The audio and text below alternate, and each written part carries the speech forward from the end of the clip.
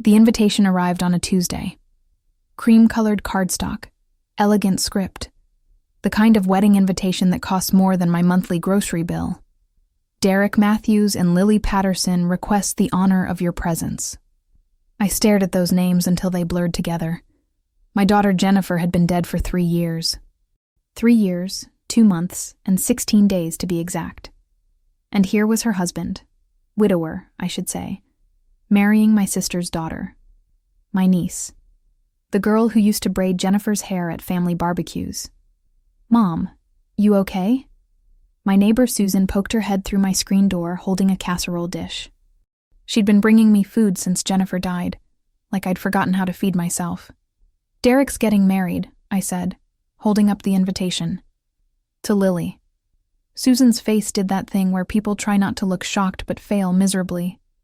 "Oh, well, that's modern?" I laughed, but it came out wrong. Bitter.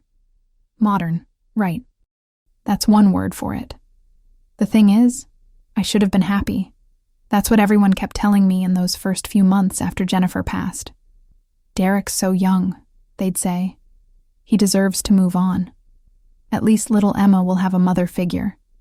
As if my granddaughter having a stepmother would somehow fill the Jennifer-shaped hole in our lives. But Lily? My sister Patricia's daughter? The girl who'd spent every Thanksgiving and Christmas with us since she was born? I looked at the invitation again. The wedding was in 6 weeks. 6 weeks to figure out why my stomach felt like I'd swallowed broken glass. My phone buzzed. "Patricia. Of course. Maggie, you got the invitation?" Her voice had that careful, walking on eggshells quality I'd grown to hate. "I did. I know it's unexpected." "Unexpected?" I cut her off. "Patricia, your daughter is marrying our Jennifer's husband. That's not unexpected. That's—" I couldn't finish. Didn't have the words. "They're in love," Patricia said quietly. "Real love. The kind Jennifer would have wanted for Derek." And there it was. The thing that made my blood run cold. How did Patricia know what Jennifer would have wanted? "I need to go," I said, and hung up before she could respond. That night, I couldn't sleep. I kept thinking about the last family dinner before Jennifer got sick. It was summer, hot enough that we'd eaten outside. Derek had grilled steaks. Jennifer had made her famous potato salad, the one with the secret ingredient she'd never tell anyone. Lily had been there too, of course. She was always there. I remembered watching Lily that night, how she'd laughed at something Derek said, how her hand had lingered on his arm just a second too long when she passed him the corn, how Jennifer hadn't seemed to notice, too busy chasing 8-year-old Emma. No, Emma had been 5 then. God, how time moved. Just a family dinner. Nothing strange, nothing wrong. Except now, lying in my bed in the dark, I wondered if I'd missed something. Something important. The invitation sat on my nightstand, mocking me with its elegant script. 6 weeks until the wedding. 6 weeks to figure out why this felt so wrong. I picked up my phone and opened the Photos app, scrolling back 3 years to those last pictures of Jennifer. There she was, smiling at Derek's birthday party. And there, in the background, barely visible, Lily, watching them with an expression I'd never noticed before. My heart started pounding. I zoomed in on Lily's face. On the way, she was looking at Derek. Not at both of them, just Derek. And the look in her eyes wasn't familial. It wasn't friendly. It was hungry. That's when I realized this story didn't start 2 years ago when Derek proposed to Lily. I couldn't get that photo out of my head. 3 days after the invitation arrived, I was sitting in my kitchen at 2 a.m, surrounded by photo albums I'd pulled from the attic.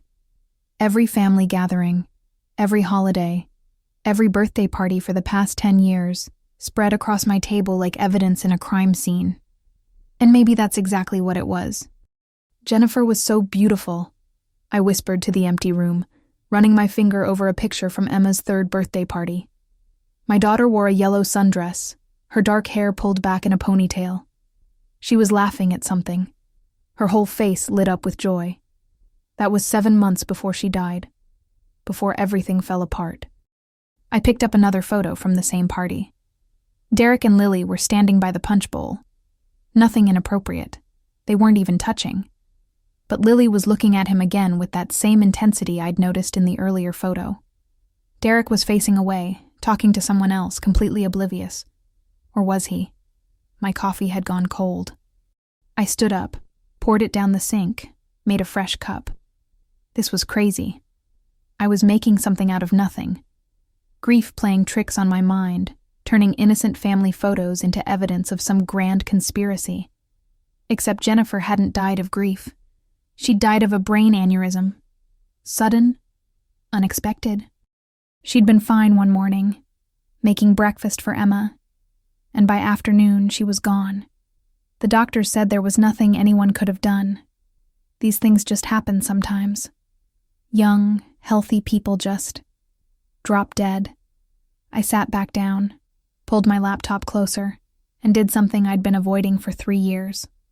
I opened Jennifer's Facebook page. Derek had never taken it down, said it helped Emma remember her mother.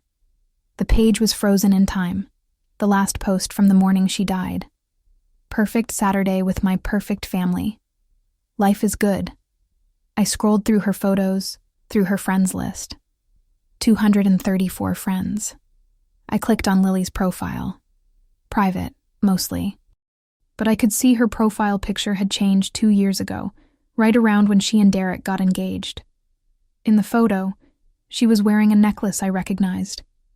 A silver heart pendant that Derek had given Jennifer for their 5th wedding anniversary. My hands started shaking. I took a screenshot, then scrolled back through Jennifer's photos until I found the one of her wearing that necklace. Jennifer had posted it 4 years ago. Best anniversary gift ever. Love you, Derek. So how did Lily end up wearing it? I called Derek. It was 3 a.m, but I didn't care. He answered on the 4th ring, voice thick with sleep. Maggie? What's wrong? Is Emma okay? Where's Jennifer's heart necklace? I asked. The silver one you gave her for your anniversary. Silence. Long enough that I thought he'd hung up. Derek? I gave it to Lily, he said finally. His voice had changed, guarded now. Jennifer would have wanted her to have something. Jennifer had a jewelry box full of things, I said slowly. Why that necklace specifically? Maggie, it's 3 a.m. Can we talk about this later? No, we can't. Did you give Lily that necklace before or after Jennifer died? Another long silence. When Derek spoke again, his voice was cold. What exactly are you trying to say? I'm saying that Lily's wearing my daughter's necklace in a photo dated 8 months before Jennifer died. I'm saying I've been looking at family photos and I'm seeing things I should have noticed 3 years ago. I'm saying... You're saying you're having trouble accepting that I've moved on, Derek interrupted. I get it, Maggie.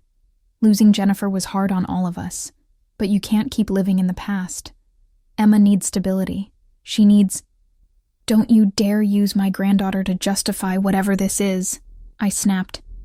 This is grief talking, Derek said, his voice gentler now, patronizing. Why don't you come by tomorrow? We can talk about this properly. Lily's worried about you too. She thinks maybe you should talk to someone, a therapist, someone who specializes in... I hung up. My hands were still shaking, but now it was from anger more than shock. They'd already discussed this. Derek and Lily had already talked about my mental state, about how to handle me if I started asking questions. Which meant there were questions worth asking. I pulled up Lily's Facebook profile again, went back through her photos more carefully this time. She'd been private about her relationship with Derek. No couples photos until after they announced their engagement. Smart. Nothing for people to gossip about. But I knew how to read between the lines. A photo from 3 years and 8 months ago. Sunday brunch at my favorite spot.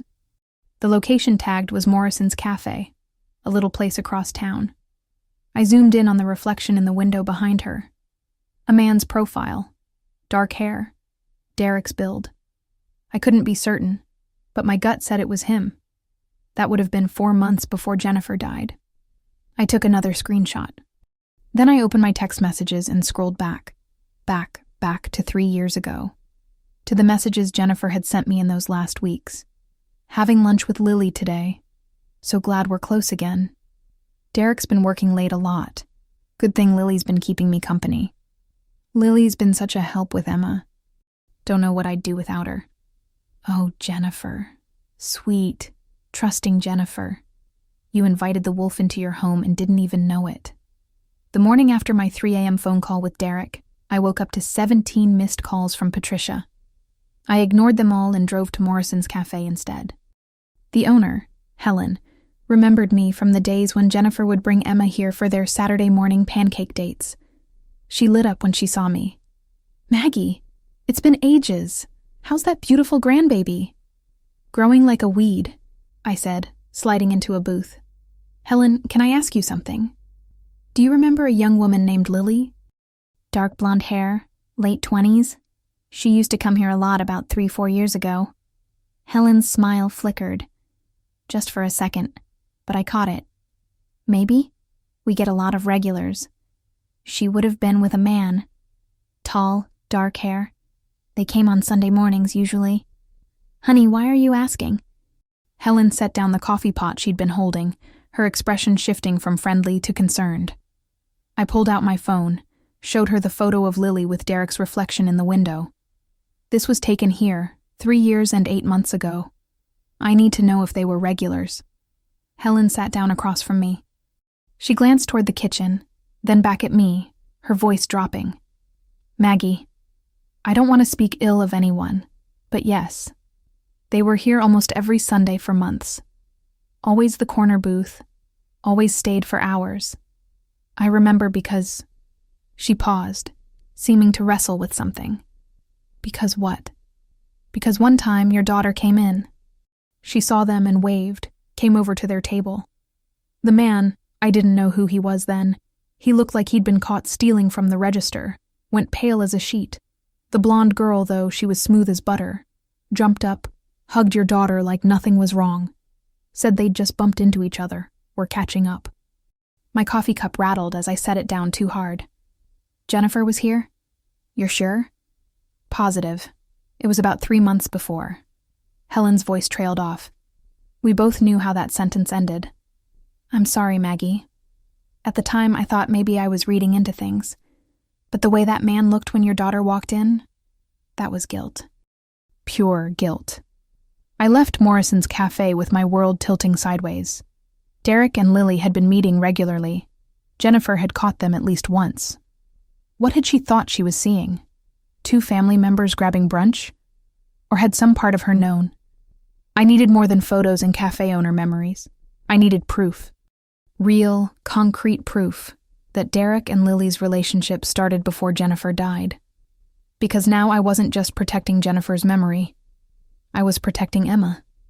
The courthouse was my next stop. Marriage licenses, death certificates, they were all public record.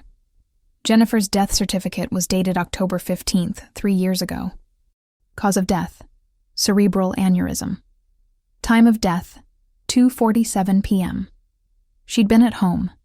Derek had called 911, but by the time the ambulance arrived, she was gone. I'd been at a dentist appointment. I'd missed my daughter's last moments by 45 minutes. That guilt had been eating at me for 3 years. I requested a copy of the death certificate, even though I had one at home. Sometimes you see things differently when you're looking for them. The attending physician's name was Dr. Richard Foster. I didn't recognize it. Our family doctor was Dr. Brennan. Excuse me, I asked the clerk. Is it normal for a different doctor to sign a death certificate? She barely looked up from her computer. If they're the one who examined the body, yes. Could be an ER doctor, medical examiner, whoever was on duty. I took the certificate to my car and sat there, staring at Dr. Foster's signature. Then I called Jennifer's primary care physician's office. Hi, this is Margaret Harrison. I'm calling about my daughter, Jennifer Matthews. She was a patient of Dr. Brennan's. I have a question about her medical records from October 2021. The receptionist's voice was sympathetic. I'm so sorry for your loss, Mrs. Harrison. How can I help? Jennifer died of a brain aneurysm. I'm wondering if she'd had any symptoms before that day. Any headaches, vision problems, anything that might have indicated, let me pull her file. Typing sounds. A long pause. More typing. Mrs. Harrison? According to our records, Jennifer hadn't been to the office in over 8 months before her death. Her last visit was for her annual physical in February 2021. Everything was normal. 8 months? Are you sure? She mentioned seeing the doctor, she said. I tried to remember. Had Jennifer actually said she'd been to the doctor? Or had Derek told me that? I'm looking at her file right now. No appointments after February. After I hung up, I sat in the courthouse parking lot, my mind racing. No warning signs, no symptoms. A healthy 32-year-old woman just died. And then, less than 2 years later, her husband married her cousin. The cousin he'd been secretly meeting with for months before the death. My phone rang. Emma. I almost didn't answer. How do you talk to your 8-year-old granddaughter when your world is falling apart? But she was the reason I was doing this.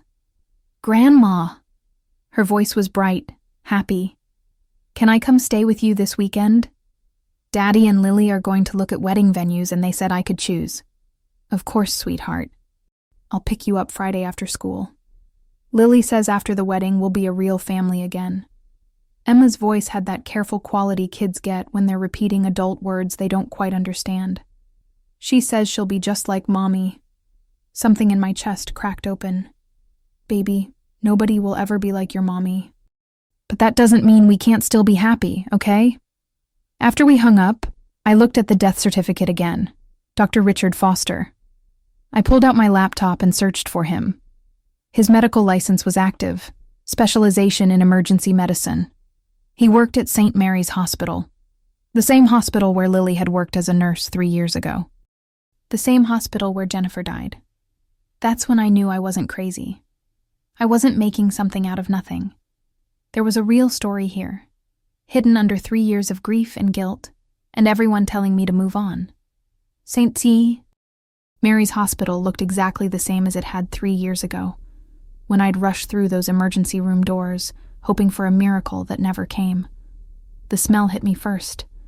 Antiseptic and floor wax, and that indefinable scent of sickness that seems to seep into the walls of every hospital. I wasn't here for medical care. I was here for answers. Can I help you? The volunteer at the information desk was maybe 20. Pink scrubs, name tag that read Ashley. I'm looking for Dr. Richard Foster. Is he working today? She clicked through her computer. Dr. Foster is in the ER. Are you a patient? No, I need to speak with him about a case from 3 years ago. My daughter. Her expression shifted to sympathy. I'm sorry, but patient information is confidential. If you need medical records, you'll need to... I have the records. I just need 5 minutes of his time. Let me call down to the ER. She picked up the phone, spoke quietly, then hung up. He's with a patient right now, but if you wait, he should be free in about 20 minutes. I sat in the waiting area, watching people come and go. Families huddled together, faces tight with worry. A teenager with a broken arm. An elderly man being wheeled in on a gurney. Life and death, separated by automatic doors and the skill of overworked medical staff. Mrs. Harrison? A man in his 50s, gray hair, tired eyes, stood before me in scrubs. I'm Dr. Foster. They said you wanted to speak with me? I stood, pulled out the death certificate. You sign this, my daughter Jennifer Matthews. October 15th, 3 years ago. Recognition flickered across his face, followed by caution. Yes, I remember. I'm very sorry for your loss. Can you tell me what happened? The circumstances? Dr. Foster glanced around the waiting room. Maybe we should talk somewhere more private. He led me to a small consultation room off the main hallway. Mrs. Harrison, I don't usually discuss cases like this without proper authorization, but I remember your daughter's case because... He paused, choosing his words carefully. It was unusual. My heart started pounding. Unusual how? She was young, healthy, no history of aneurysms in her medical records. Her husband said she'd complained of a headache that morning but didn't think much of it. By the time he found her, she was unconscious. The ambulance brought her here, but there was nothing we could do. The bleed was massive. Did you do a toxicology screen? Dr. Foster's eyes narrowed slightly. Standard procedure in sudden deaths. It came back negative. What about medication? Could she have been taking something that might have contributed? Now he looked distinctly uncomfortable. Why are you asking these questions now, Mrs. Harrison? Because my daughter's widower is marrying my niece, and I just found out they were seeing each other before Jennifer died. And you know what? It all feels too convenient. The words tumbled out before I could stop them. Dr. Foster was quiet for a long moment. Then he said very carefully, I can't discuss specific medical details without a court order, but I can tell you that in cases of sudden death in young patients, we do look for contributing factors. If I'd found anything suspicious, I would have reported it to the medical examiner. But you didn't find anything suspicious? I found exactly what I expected to find in a brain aneurysm, a ruptured vessel, catastrophic bleeding. Nothing more, nothing less. He stood up, signaling the end of our conversation. I'm sorry I can't be more help. Your daughter's death was a tragedy, but it was a natural one. I left the hospital more frustrated than enlightened. Doctor, Foster hadn't given me anything concrete, just a lot of carefully worded non-answers that suggested he was protecting himself legally. But he'd also said Jennifer's case was unusual. That single word was enough to keep me going. My next stop was harder. I drove to Patricia's house, the one she'd lived in since Lily was born. The garden was immaculate as always, roses in full bloom even in late September. Patricia answered on the first knock like she'd been waiting. Maggie. She didn't smile. I figured you'd come eventually. We need to talk about Lily and Derek. Patricia stepped aside. Let me in. The house was exactly as I remembered. Family photos everywhere, the good china in the cabinet, everything pristine and proper. Coffee? No. I want the truth. When did Lily and Derek start seeing each other? After Jennifer died, Maggie. They bonded over grief and... Don't lie to me. My voice came out sharper than I intended. I know they were meeting at Morrison's Cafe. Sunday mornings, for months before Jennifer died. Helen, the owner, confirmed it. Patricia's face went pale. She sat down heavily on her couch. Maggie, please. You're making this into something it's not. Then tell me what it is. Because from where I'm standing, it looks like your daughter was having an affair with my daughter's husband, while Jennifer was still alive. It wasn't like that. Patricia's voice was small. They were just friends at first. Lily was going through a hard time, a bad breakup. Derek was working long hours. Jennifer was always busy with Emma. They just connected. Friends don't sneak around, I said. Friends don't meet at out-of-the-way cafes every Sunday. Friends don't lie about it. There was nothing physical before Jennifer died. Patricia looked me straight in the eye when she said it, but her hands were shaking. Lily swore to me. Nothing happened until after. Do you actually believe that? Or is it just easier than admitting your daughter helped destroy my daughter's marriage? Patricia stood up, angry now. Your daughter was dead, Maggie. She was gone. What were they supposed to do? Mourn forever?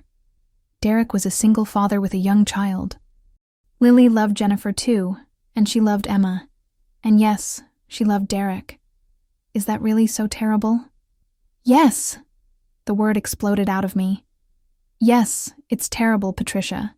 Because even if nothing physical happened before Jennifer died, and I don't believe that for a second, they were emotionally cheating. They were building a relationship behind my daughter's back. And maybe, just maybe, that's why Jennifer died. The silence that followed was deafening. Patricia stared at me like I'd lost my mind. What are you saying? I'm saying Jennifer died suddenly and unexpectedly, with no warning signs, no family history, nothing.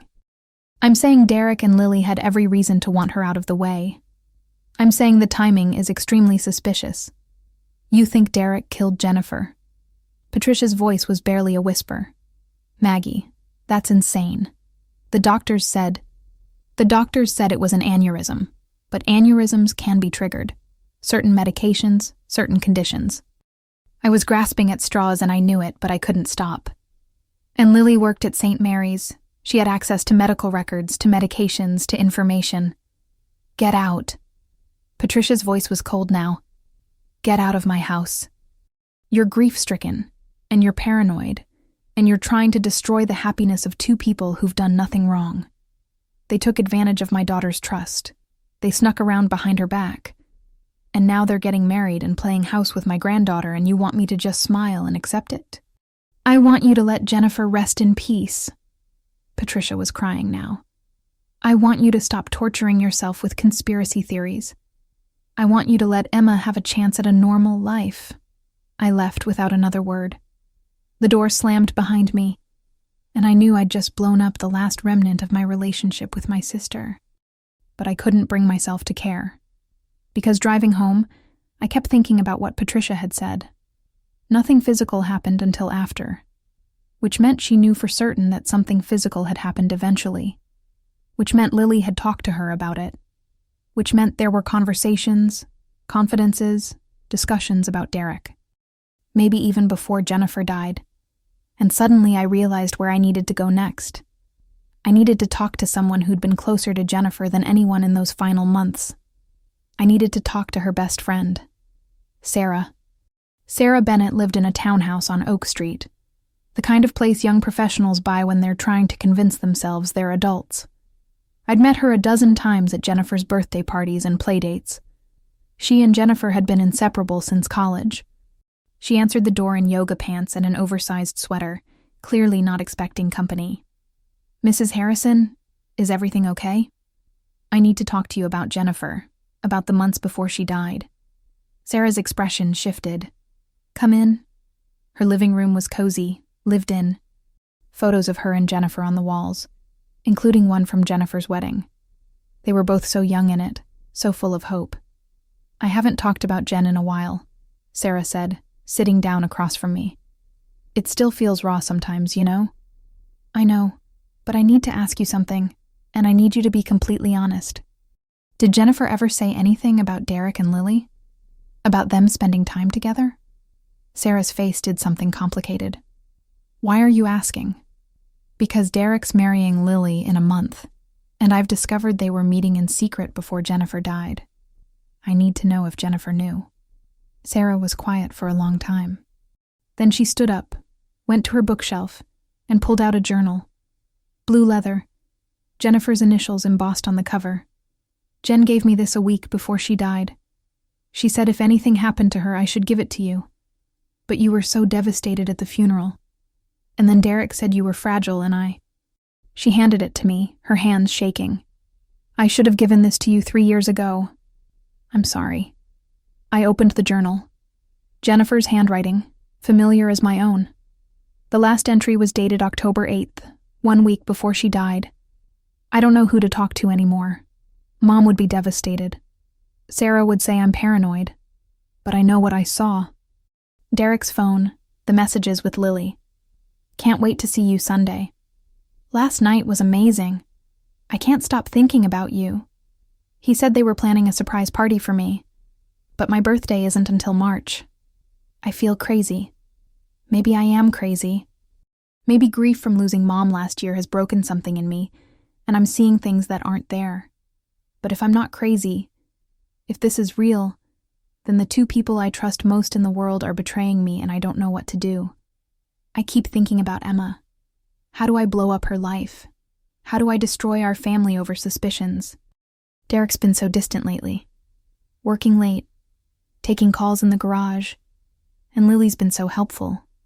So present. Too present. She's here more than he is. Last week I had a terrible headache and she gave me something for it. Some pills from the hospital, she said. They helped, but made me feel strange after. Foggy. Like I was floating outside my body. I didn't like it. Derek noticed and got upset with her. Said she shouldn't give me hospital medication without a prescription. But why would she do that?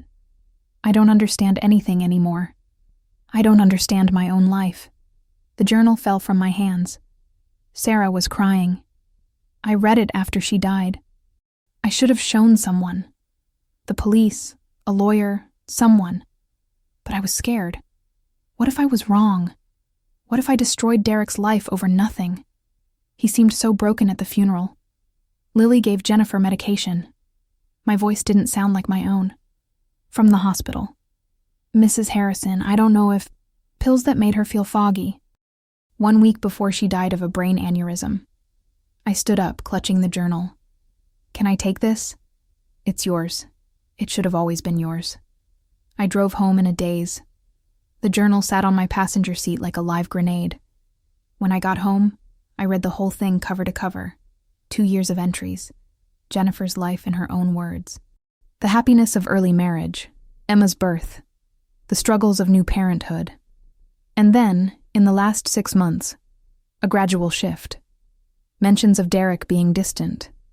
Lily being around more. Small inconsistencies that Jennifer had noticed but dismissed. And in the very last entry, fear. Clear, documented fear that something was wrong. That she was being betrayed. That she was being drugged. 1 week later, she was dead. I called Detective Maria Santos with the local police department, someone I'd gone to high school with. She agreed to meet me for coffee the next morning.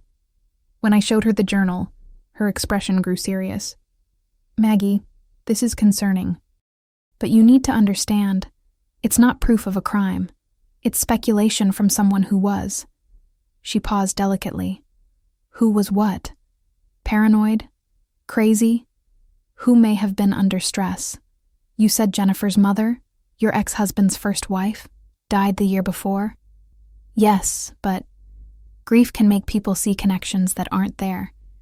And medication side effects, these pills Lily gave her, without knowing what they were, we can't determine if they were dangerous. Can you at least look into it? Talk to Derek and Lily? Detective Santos sighed. I'll make some inquiries. But Maggie, I want you to prepare yourself for the possibility that this is exactly what the doctors said it was. A tragic, natural death. Sometimes there's no one to blame. But I didn't believe that. Not anymore. That night, I got a call from Derek. Maggie, Patricia told me you're making accusations. Serious accusations. Against me and Lily. I'm asking questions. There's a difference. You're trying to destroy our wedding. You're telling people we killed Jennifer. Did you? The silence stretched out between us. When Derek spoke again, his voice was ice cold. I loved Jennifer. I would never have hurt her. And if you continue spreading these lies, I'll have no choice but to limit your contact with Emma, for her own safety. He hung up before I could respond. And just like that, I realized I was in a war I might not win. Derek's threat to keep Emma from me was the push I needed. I wasn't going to play nice anymore. The next morning, I drove downtown to the office of Marcus Webb, a private investigator whose ad I'd found sandwiched between bail bondsmen and divorce lawyers. His office was on the 3rd floor of a building that had seen better days. Frosted glass door with his name in fading gold letters, cluttered desk buried under file folders, and the persistent smell of burnt coffee. Mrs. Harrison, he said, standing to shake my hand. He was younger than I expected, maybe 45, with sharp eyes that missed nothing. You mentioned on the phone this was about a suspicious death? I sat down in the worn leather chair across from his desk and laid out everything. The journal with Jennifer's fears documented in her own handwriting. The secret Sunday morning meetings at Morrison's cafe that lasted for months. The mysterious medication that made my daughter feel foggy and disconnected. The convenient timing of her death just weeks after she discovered the affair. Marcus listened without interrupting, his pen moving steadily across a yellow legal pad, occasionally asking me to clarify a date or a name. When I finished, he sat back in his chair, tapping his pen against his teeth. This is circumstantial, Mrs. Harrison, but it's enough to warrant a serious investigation. What exactly do you want me to find? Proof, I said, my voice steadier than I felt. I want to know what medication Lily gave Jennifer. I want to know if Derek and Lily's relationship was physical before Jennifer died. I want phone records, financial records, bank statements, anything that shows they planned this together. I want evidence that will hold up in court. Marcus nodded slowly. That'll cost you. Phone records require subpoenas unless we can get them voluntarily, which is unlikely. Financial records, too. And if we're talking about medical records, that's even trickier. We're looking at weeks of work, maybe months. I don't care what it costs, I said. My daughter is dead, and the people responsible are about to get married and gain full custody of my granddaughter. Money isn't the issue. Fair enough. Marcus pulled out a contract, slid it across the desk. I'll need a retainer. $5,000 to start. I'll bill against that and let you know when we need more. I wrote the check without hesitation. My retirement savings were taking a hit, but what good was money if I couldn't protect Emma? Marcus got to work immediately. Within 3 days, he called me back, his voice tight with excitement. Mrs. Harrison, I found something interesting. Derek Matthews took out a life insurance policy on Jennifer 2 years before she died. The payout was $500,000. My blood ran cold, my grip tightening on the phone. That's not unusual, though, is it? Young couples with kids, they need life insurance. You're right, it's not unusual. But here's the interesting part. He increased it from $100,000 to $500,000 exactly 6 months before she died. Right around the time those Morrison's Cafe meetings started showing up on credit card statements. He quintupled the payout right when the affair was heating up. 6 months. The timeline was getting tighter, more damning. What else did you find? Lily Patterson's employment records show she worked in the pharmacy department at St. Mary's Hospital. Not as a pharmacist. She didn't have that credential, but as a pharmacy technician. She had direct access to controlled medications, could pull pills for patient orders, had keys to the medication room. I'm working on getting more specific inventory records, but it's tricky without a warrant. Hospitals are careful about that stuff. Keep digging, I urged. There has to be more. There is. Derek's cell phone records. I got them through a contact who owes me a favor, completely off the record. The number of texts between him and Lily in the 6 months before Jennifer's death. Over 3,000 messages. That's an average of 16 texts per day, every single day. After Jennifer died, the number dropped to barely 200 over the next 6 months. Because they didn't need to hide anymore, I said, the realization settling like ice in my stomach. Once Jennifer was gone, they could be open about it. Exactly, Marcus confirmed. The pattern is crystal clear. High-frequency communication during the affair, then a dramatic drop once the obstacle, sorry to be blunt, was removed. I spent the next week gathering more pieces of the puzzle, driving all over town, talking to anyone who might have seen something. Jennifer's co-workers from the elementary school where she'd worked as a teacher's aide mostly remembered her as sweet and dedicated, but nothing helpful. Her college friends had drifted away after Emma was born. But then I tracked down Rachel Morrison, another mom from Emma's kindergarten class who'd moved to the suburbs. Mrs. Harrison, she said, inviting me into her kitchen and pouring coffee I didn't want. I probably shouldn't say this, but since you're asking, about a month before Jennifer died, maybe early September, I saw Derek and Lily at the grocery store on Hamilton Street. It was around 7 at night. They were in the wine aisle, and they were. She paused, clearly uncomfortable with what she was about to say. They were very close, intimate close. His hand was on her lower back, and the way he was looking at her. That wasn't how you look at your wife's cousin. I almost said something to Jennifer the next time I saw her at school pickup, but I talked myself out of it. Thought maybe I was misreading the situation, that it wasn't my business. You weren't misreading anything, I assured her. Thank you for telling me now. The wedding was 3 weeks away. Derek had made good on his threat to limit my access. He'd reduced my visits with Emma to 1 supervised afternoon a week, always at his house, always with Lily present. It was torture, absolute torture, watching my granddaughter laugh and play with the woman I was increasingly certain had murdered her mother. Watching Lily braid Emma's hair the way Jennifer used to. Seeing Emma call her Aunt Lily with genuine affection. But I played along, smiled when appropriate, brought cookies, pretended to accept the new reality. Because Marcus was still working, Detective Santos had agreed to quietly review the case, and I'd started formulating a plan of my own. The supervised visit with Emma took place at Derek's house, the house he'd shared with Jennifer for 9 years, now being systematically transformed into Lily's vision of domestic perfection. Fresh cream paint covered the warm yellow Jennifer had chosen. Modern gray furniture replaced the cozy pieces we'd picked out together when they first married. Even the photos on the walls had changed. Jennifer's face appeared in only 2 frames now, pushed to the hallway where visitors wouldn't immediately see them. It was like watching my daughter being erased in real time. "Grandma," Emma threw herself into my arms the moment I walked through the door, her small body warm and solid and real. "Look, Lily's teaching me to bake. We made chocolate chip cookies from scratch." Lily stood in the kitchen doorway, wearing a floral apron that had never belonged to Jennifer, playing domestic goddess with practiced ease. Her hair was pulled back in a perfect ponytail, not a strand out of place, her smile bright and false. Emma's a natural in the kitchen, just like her mom was.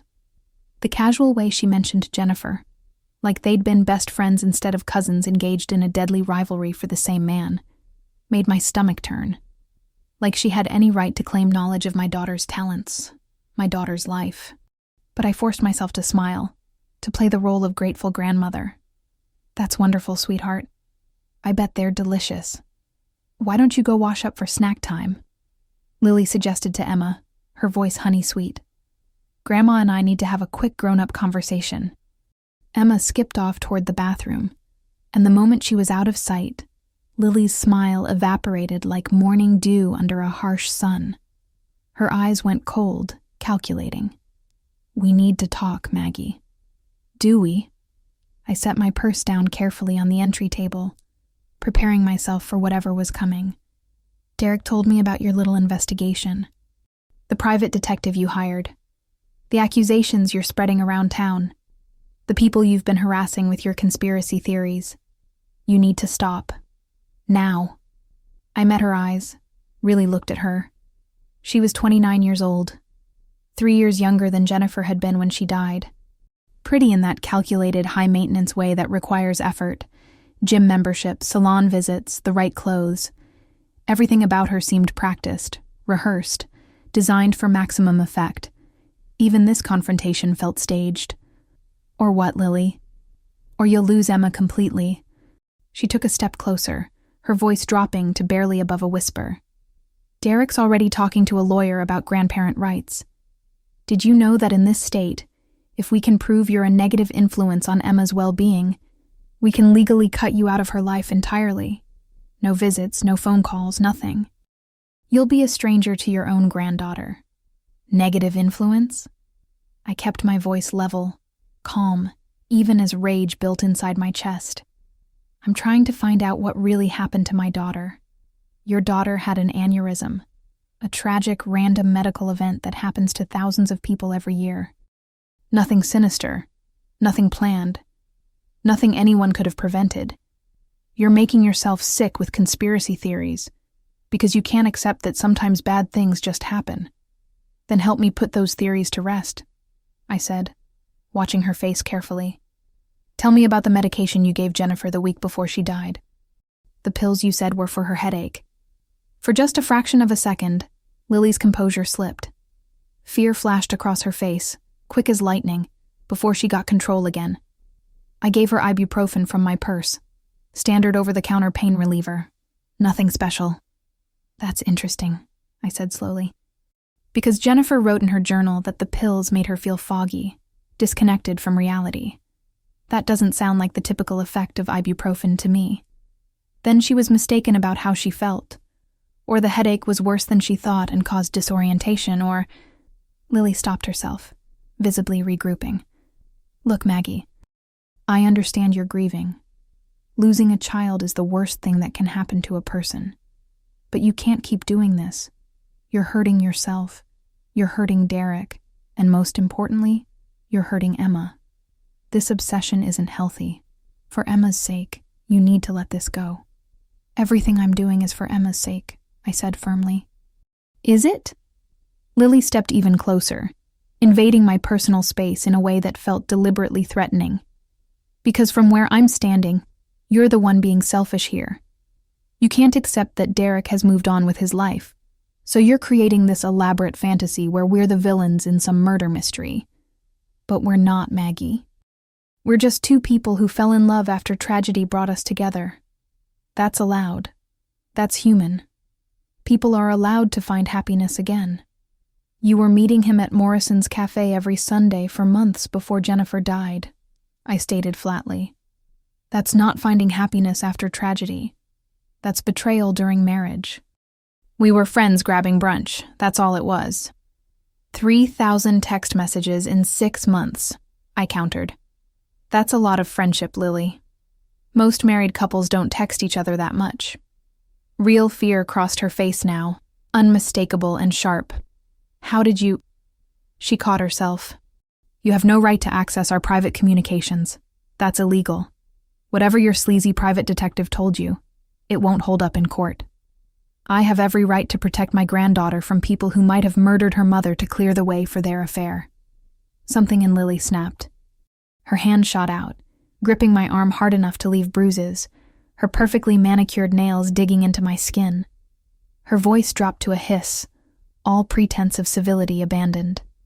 Listen to me very carefully, you crazy old woman. You don't know what you're messing with. You don't know what you're risking. Drop this investigation. Stop making these insane accusations, and maybe, we'll let you stay in Emma's life in some limited capacity. But if you keep pushing, if you keep digging, you will lose everything. Everything. Do you understand me? I yanked my arm free, my skin burning where her fingers had been. That sounds an awful lot like a threat, Lily. It's not a threat. She smiled, cold and sharp as broken glass. It's reality. Derek and I are getting married in 3 weeks. After that, we're Emma's legal family. We're her parents. You're just the grandmother. An increasingly unstable grandmother who's spreading malicious lies about her son-in-law. Know your place, Maggie. Accept your role. Or lose her forever. At that moment, Emma came bounding back into the room, her hands freshly washed, innocent and oblivious to the confrontation she'd just missed. Lily's entire demeanor transformed instantly, her mask snapping back into place like nothing had happened. Sweet, patient Lily. Caring stepmother Lily. Perfect future wife Lily. I left that house with my arm throbbing and my entire body shaking. That evening, Marcus called with news that made my blood run cold.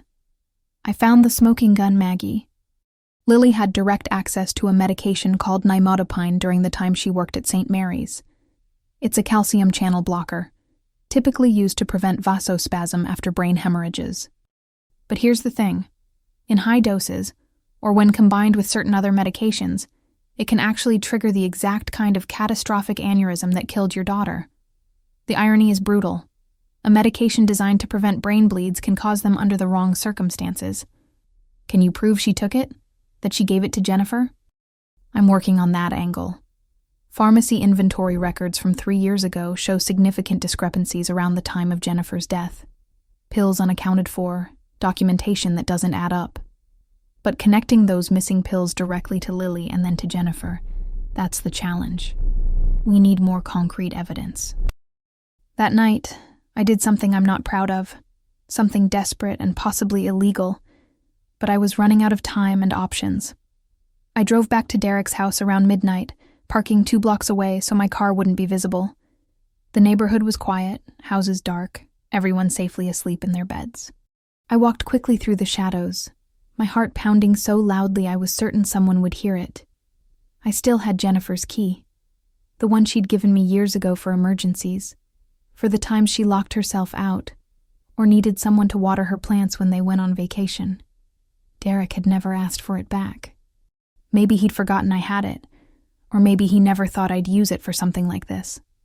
The house was silent when I slipped inside through the back door, holding my breath as the hinges creaked softly.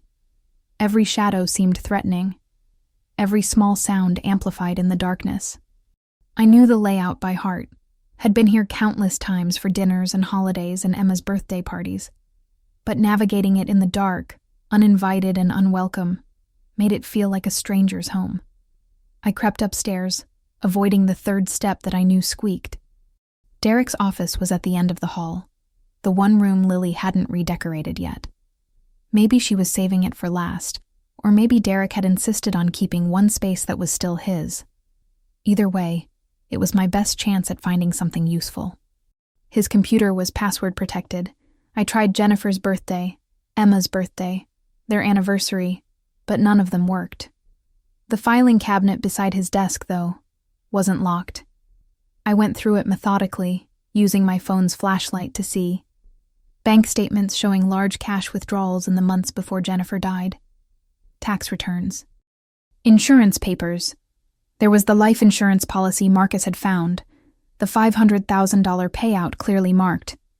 And then, in a folder simply marked medical, I found something that made my hands shake.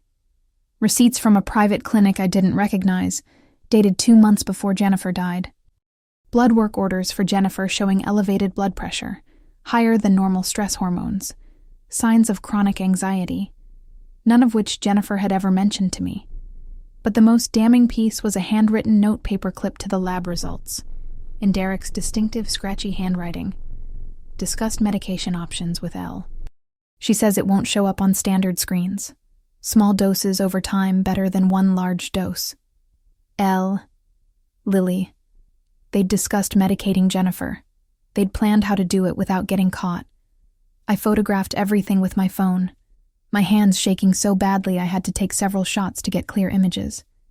This was it. This was the proof I needed. This showed premeditation, planning, intent. I was so focused on the documents that I didn't hear the footsteps on the stairs until it was almost too late. I barely had time to shove everything back into the folder and slip into the hallway closet before Derek appeared, yawning, wearing sweatpants and no shirt. Through the slats in the closet door, I watched him walk into his office and turn on the desk lamp. My heart was pounding so hard I was certain he'd hear it, certain he'd sense my presence somehow. I pressed myself against the back wall of the closet, surrounded by Jennifer's old coats that still hung there, smelling faintly of her perfume. Derek sat down at his desk, opened his laptop, and typed for a few minutes. Then his phone rang. He glanced at the screen, and even from my hiding spot I could see his expression soften. "Hey," he answered. "Yeah, I'm up. Couldn't sleep." Lily's voice came through faintly on the other end, too quiet for me to make out words. "I know, Lily. Just 3 more weeks, and all of this will be over. Maggie will have no legal standing once we're married, and I formally adopt Emma. My lawyer confirmed it today." He leaned back in his chair, running his hand through his hair. "She can't touch us then." More murmured words from Lily's end. "No, she won't find anything," Derek said, his voice carrying that confident tone I'd always found reassuring back when I thought he was a good man. "There's nothing concrete to find. We were careful. The journal doesn't prove anything except that Jennifer was paranoid in her final weeks. The private investigator has nothing but circumstantial evidence. Even if Maggie went to the police, which she did, they have no grounds for an investigation. Jennifer's death was ruled natural. That ruling isn't going to change." He was quiet for a moment, listening. Then his voice dropped, became almost tender. "Stop worrying, sweetheart. I loved Jennifer, you know that. She was a good wife, a good mother. But I love you more. I always did.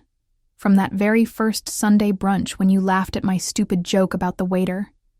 And Emma deserves a complete family, not some ghost marriage where I pretend to mourn forever just to make Maggie happy. We did what we had to do. We did what we had to do." Those 6 words confirmed everything. Not, "we fell in love after tragedy." Not, "fate brought us together." We did what we had to do, past tense, action taken, murder committed. 3 more weeks, Derek repeated. Then Emma is legally mine, Maggie is out of the picture, and we can finally stop looking over our shoulders. We can be happy, like we planned. He ended the call, sat at his desk for a few more minutes checking his email, then turned off the light and padded back to bed. I waited in that closet for another 30 minutes, counting slowly to myself, making absolutely certain he wasn't coming back. Jennifer's coats hung around me like ghosts, silent witnesses to her husband's confession. When I finally crept out and made my way downstairs, I was shaking so hard I could barely work the door lock. In my car, 2 blocks away, I sat in the darkness and called Marcus, even though it was nearly 3 a.m. "I heard Derek on the phone with Lily," I said when he answered, his voice rough with sleep. "He said they were careful. He said they did what they had to do. He's practically admitting they killed Jennifer." "Did you record it?" Marcus asked, suddenly alert. "No, The realization hit me like a physical blow. I hadn't even thought to record it. I'd been too terrified of being caught, too focused on just surviving the moment. I didn't think of it." Marcus sighed heavily. "Then it's your word against his, Maggie. And since you were in his house illegally, without permission, in the middle of the night, anything you claim to have overheard wouldn't be admissible in court anyway. A defense attorney would tear it apart in seconds. But I found medical records," I said quickly. "Blood work for Jennifer showing elevated blood pressure and stress markers. And a handwritten note from Derek about discussing medication options with Lily, about how it wouldn't show up on standard screens. I photographed everything." "That's better. That's actually useful. Send me those photos right now, and I'll have them analyzed first thing in the morning." He paused. "But Maggie, you need to be more careful. If Derek realizes you broke into his house, if he figures out you were there tonight, he could have you arrested. Or worse." I drove home through empty streets, exhausted but unable to sleep. The next morning, still gritty-eyed and running on pure adrenaline, Detective Santos called.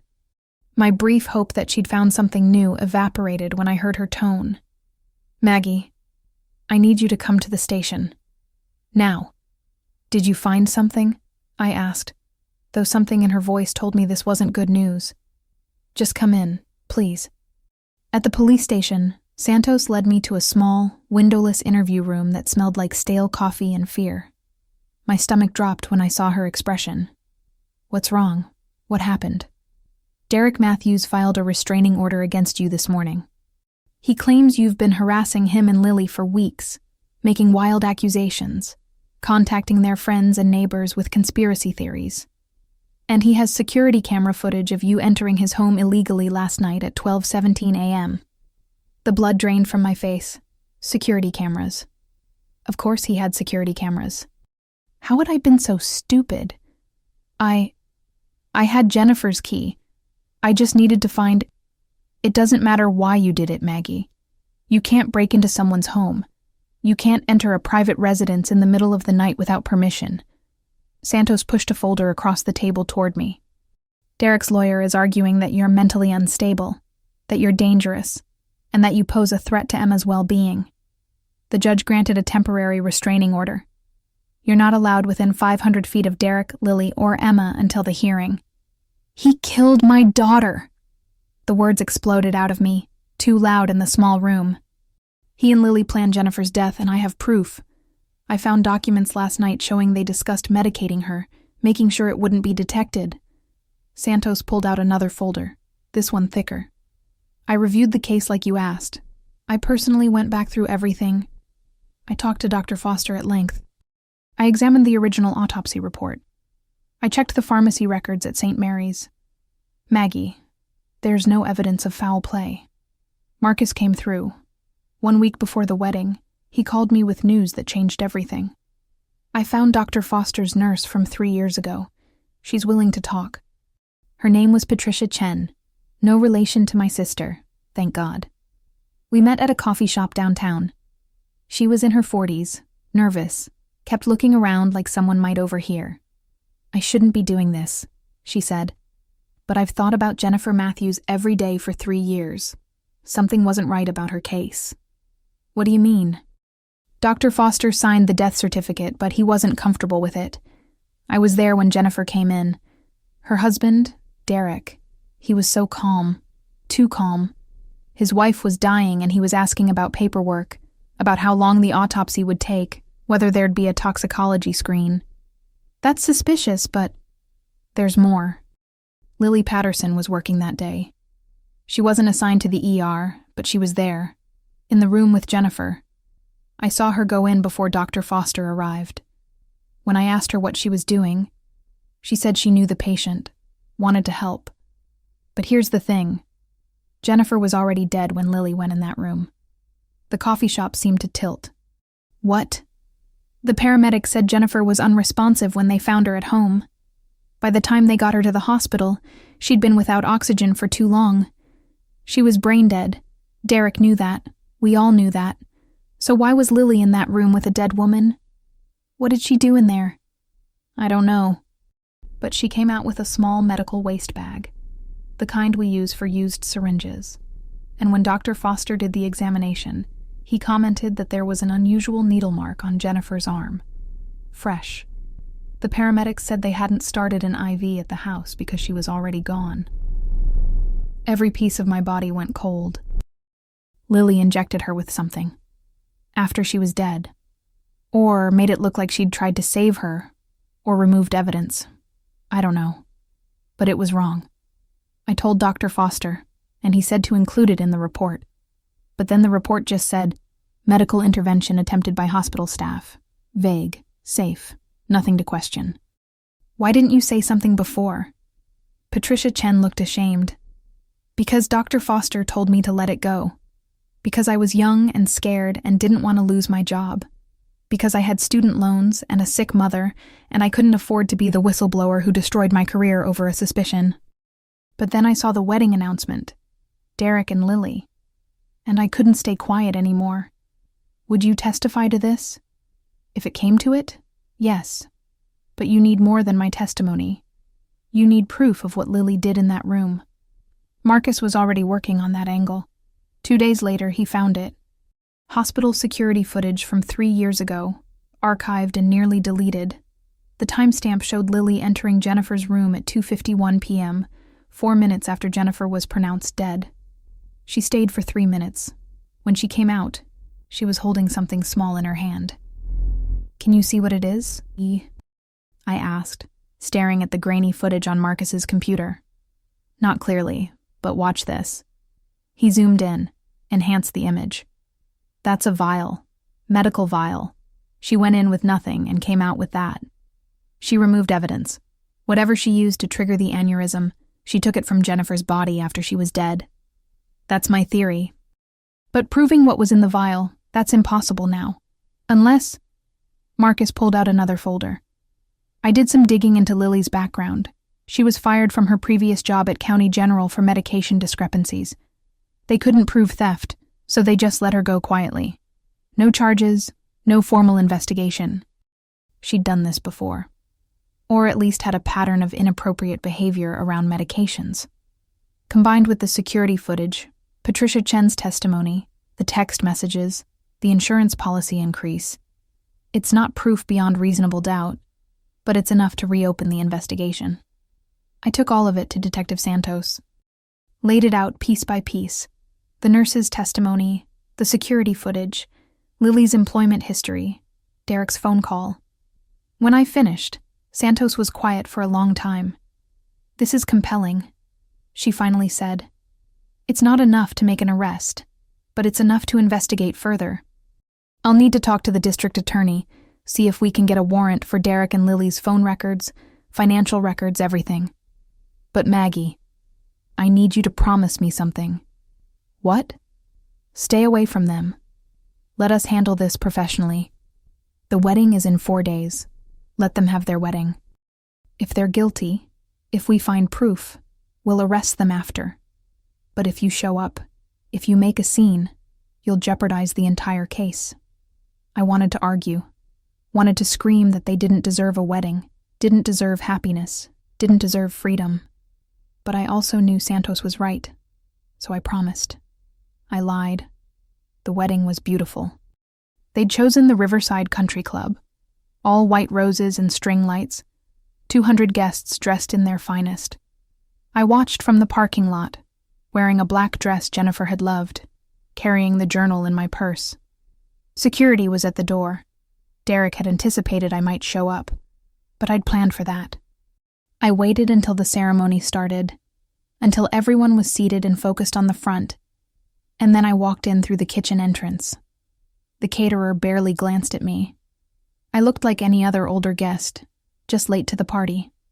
I made my way to the main hall, stood in the back, watched Derek and Lily at the altar, holding hands, gazing at each other like lovesick teenagers. The officiant smiled. "If anyone has any reason why these two should not be wed, speak now or forever hold your peace." I stepped forward. "I do." Every head turned. Derek's face went white. Lily's mouth opened in shock. Security started moving toward me, but I was already talking, voice carrying across the silent room. 3 years ago, my daughter Jennifer died suddenly. Brain aneurysm, the doctors said. Tragic and unexpected. Her husband Derek was devastated. We all were. And Lily, Jennifer's cousin, was so supportive, so helpful, so present. Within 2 years, they were engaged. Everyone said it was beautiful, how love bloomed from tragedy. But here's what everyone didn't know. I held up the journal. Jennifer knew Derek and Lily were having an affair. She wrote about it in here, about the secret meetings, the text messages, the way they thought she was too trusting to notice. She also wrote about medication Lily gave her.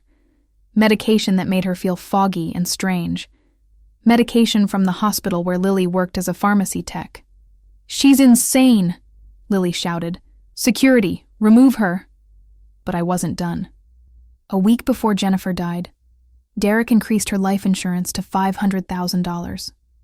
The day she died, Lily was at the hospital. She went into Jennifer's room after she was already dead and came out carrying a medical vial. All of this is documented. All of this is provable. Detective Santos stepped out from where she'd been waiting by the side door. She wasn't in uniform, but she had backup. "Derek Matthews, Lily Patterson, we need you to come with us for questioning regarding the death of Jennifer Matthews. You're not under arrest, but we have some significant concerns that need addressing." The room erupted. Guests shouting, people crying, chaos spreading like wildfire.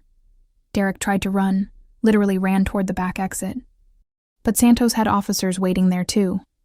They caught him before he made it 10 feet. Lily was smarter. She looked at me with pure hatred and said, "You can't prove anything. You're a bitter old woman who can't let go." "Maybe," I said. "But can you live with what you did? Can you look at Emma every day and remember that you killed her mother?" Lily's composure cracked. "It was an accident. The medication wasn't supposed to—" She stopped, realizing what she'd admitted. But it was too late. Every person in that room had heard it, including 3 police officers and 24 guests with their phones out, recording everything. Santos moved forward.